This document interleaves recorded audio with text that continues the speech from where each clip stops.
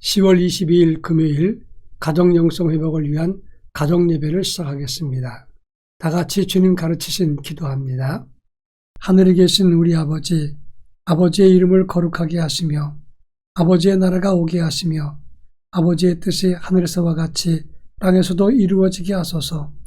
오늘 우리에게 일용할 양식을 주시고 우리가 우리에게 잘못한 사람을 용서하여 준 것 같이 우리 죄를 용서하여 주시고 우리를 시험에 빠지지 않게 하시고 악에서 구하소서.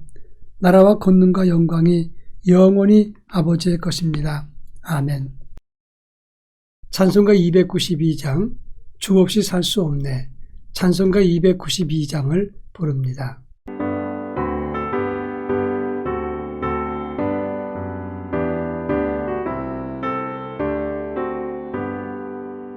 주 없이 살 수 없네. 죄인의 구주여, 그 귀한 몸의 피로 날 구속하소서. 구주의 사랑으로 흘리신 보혈이 내 소망 나의 위로 내 영광 됩니다. 주 없이 살 수 없네. 나 혼자 못 서리. 힘없고 부족하며 지혜도 없도다. 내 주는 나의 생명 또 나의 힘이라. 주님을 의지하여 지혜를 얻으리. 주 없이 살 수 없네. 내 주는 아신다. 내 영의 깊은 간구 마음의 소원을 주밖에 나의 마음 위하여 주리요. 내 마음 위로하사 영원케 하시네. 주 없이 살 수 없네. 세월이 흐르고 이 깊은 고독 속에 내 생명 끝나도 사나운 풍랑일 때 날 지켜주시니 내 곁에 계신 주님 늘 힘이 됩니다.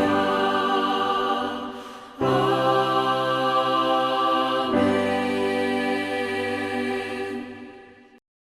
이 시간 우리에게 주시는 하나님 말씀은 구약성경 사사기 9장 1절로 6절입니다. 구약성경 사사기 9장 1절로 6절 말씀을 한 절씩 교독합니다. 제가 전체를 읽겠습니다. 여룻바알의 아들 아비멜렉이 세겜에 가서 그의 어머니의 형제에게 이르러 그들과 그의 외조부의 집에 온 가족에게 말하여 이르되 청하노니 너희는 세겜의 모든 사람들의 귀에 말하라. 여룻바알의 아들 70명이 다 너희를 다스림과 한 사람이 너희를 다스림이 어느 것이 너희에게 나으냐.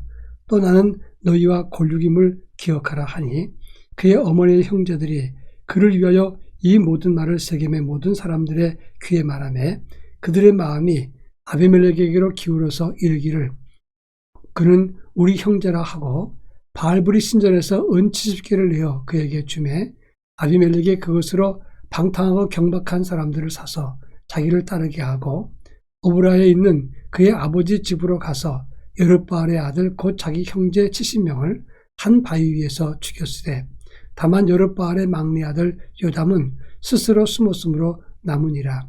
세겜의 모든 사람과 밀로 모든 족속이 모여서 세겜에 있는 상수리 나무 기둥 곁에서 아비멜렉을 왕으로 삼으니라. 아멘. 이 세상을 살면서 성숙과 미숙의 차이가 무엇이냐 그렇게 묻는다면 성숙함은 지금 눈앞에 있는 이익을 탐하지 않고 넓고 크게 보면서 미래를 준비하는 것이고 미숙은 소탐대실 즉 눈앞에 있는 작은 이익을 위해서 탐하다가 정말 큰 것을 잃어버리는 것을 말합니다. 오늘 우리가 읽은 본문의 말씀은 기드온이 죽은 이후에 그의 아들 아비멜렉이 자기 형제 70형제를 죽이고 스스로 왕이 되는 장면을 다루고 있습니다. 아비멜렉은 세겜 땅에 가서 자기 어머니의 친척들을 모아놓고 말을 합니다.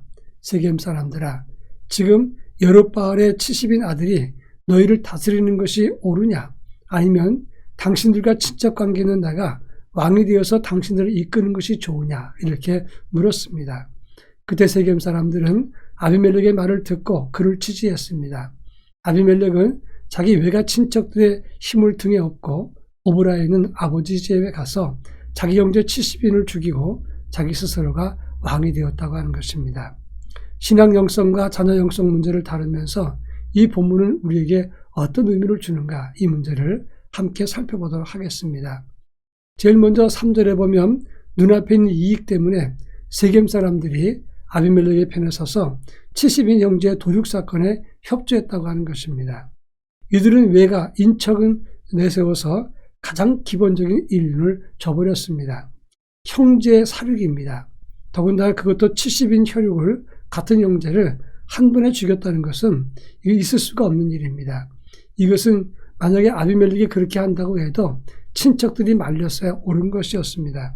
그러나 아비멜렉의 권력 탐욕 그리고 세겜 사람들의 어리석음 남이야 어떻든 우리는 남이 아닌 혈육이냐 이렇게 이야기하면서 최악의 악을 저질렀다고 하는 것입니다. 이들의 편협함 때문에 나라는 혼란스러웠고 결국은 그들도 망하게 된다고 하는 점입니다. 그런가 하면 4절에서 세겜 사람들은 바알 브릿 신전에서 은 70개를 내어다가 아비멜렉을 주었습니다. 아비멜렉은 이것을 가져다가 경박한 사람을 사서 형제 70인을 죽게 만들었다고 하는 것입니다. 바알 브릿이라고 하는 것은 브릿이라는 말은 언약이란 뜻입니다. 즉 언약관계에 있던 바알 이런 뜻인데 언약관계에 있었던 바알 신전이 그들 땅에 세겜 땅에 있었던 것입니다. 그들은 우상을 섬기는 신전을 가지고 있었고 그 안에 보관되었던 은 중에서 은 70개를 꺼내다가 이제 아비멜렉에게 주었습니다. 아비멜렉은 그 은 70을 가지고 불량배를 사서 악한 일을 저질렀다고 하는 것입니다.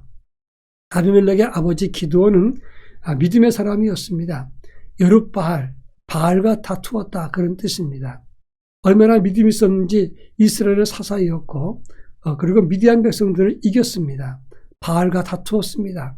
그랬던 그 기드온, 그러는 말년에 자식이 70입니다.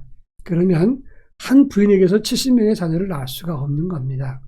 많은 부인을 두었고 그 중에 세겜 출신의 부인은 우상 섬기는 사람들 중에 뽑은 것입니다. 엄밀한 의미에서 지금 기드온은 말년에 그 신앙 교육이 잘못되었다는 것을 말하는 것입니다.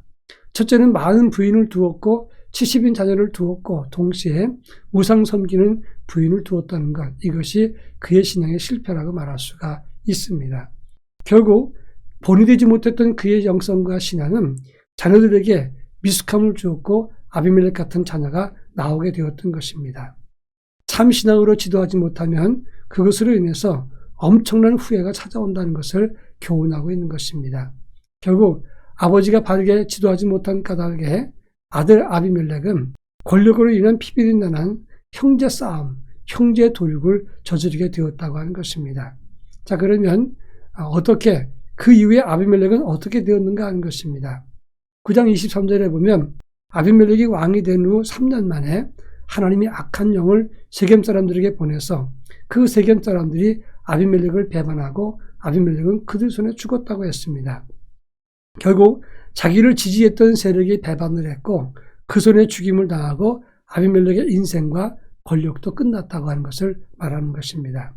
신앙 없는 인간의 잔꾀, 자기 힘으로 얻은 권력, 결코 성공이 아닙니다. 지금 당장은 성공한 것처럼 보이지만 모든 것을 얻은 것처럼 느껴졌지만 다 잃어버린 아무것도 아닌 것이었습니다. 우리도 하나님 없는 권력, 지금도 눈앞에 있는 성공, 그리고 자랑과 그리고 다른 자녀들에게 이 세상 것을 차지하도록 강요하는 것, 이런 것들이 어리석은 것을 알아야 하는 것입니다. 하나님 품는 영성이 가장 존귀하고 아름다운 것입니다. 자녀들에게 하나님을 섬기는 영성을 바르게 가르쳐 줄 수 있기를 바랍니다. 다 같이 기도합니다. 다음 세대가 참 성공과 참 믿음을 가질 수 있도록 지도하게 하소서. 기도하겠습니다.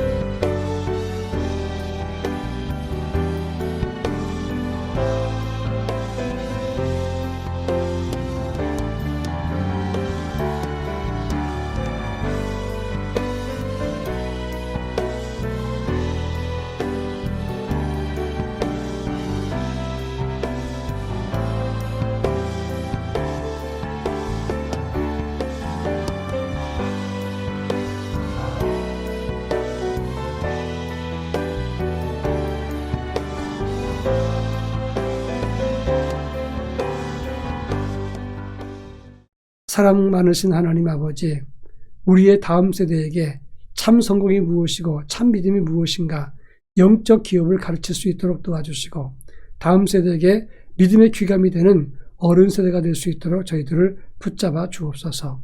예수님의 이름으로 기도합니다. 아멘.